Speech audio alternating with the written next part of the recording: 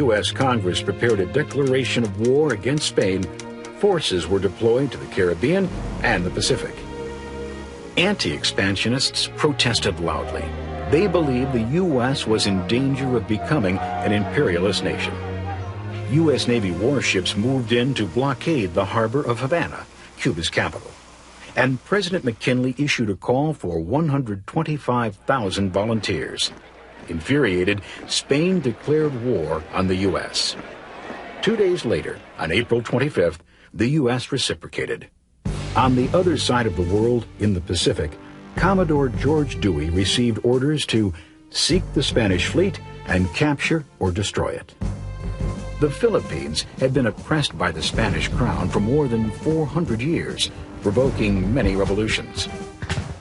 When the U.S. declared war on Spain, Filipino rebel Emilio Aguinaldo saw a way for the Philippines to achieve independence. On May 1st, Dewey surprised the Spanish fleet in Manila Bay and sank all 10 Spanish ships. During the next 3 months, some 11,000 U.S. troops joined with the Filipino rebels to defeat the Spanish. In short order, the U.S. captured San Juan Hill and seized the Spanish fort while destroying Cuban ships in the Straits of Havana.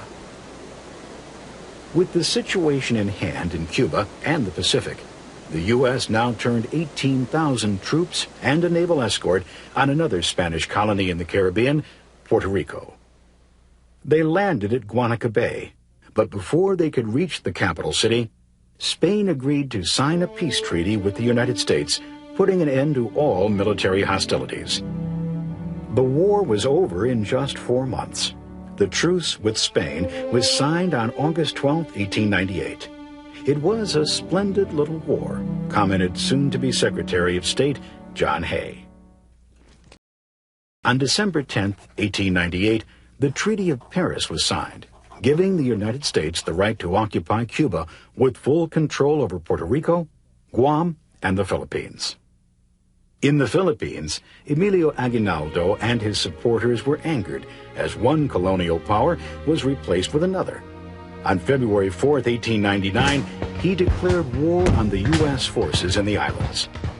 It was a brutal war of massacre and torture, with U.S. forces taking on an ugly role, forcing Filipino civilians to live in areas where disease, hunger, and poor sanitation killed thousands, much as the Spanish under Butcher Weyler did in Cuba. In the end, more than 20,000 Filipino rebels and some 4,000 Americans were dead. At home, anti-imperialists complained that the war's purpose was to free Spain's colonies, but the result was the U.S. becoming an imperial power. The famed American writer Mark Twain sarcastically noted, "There must be two Americas, one that sets the captive free and one that takes the once captive's new freedom away."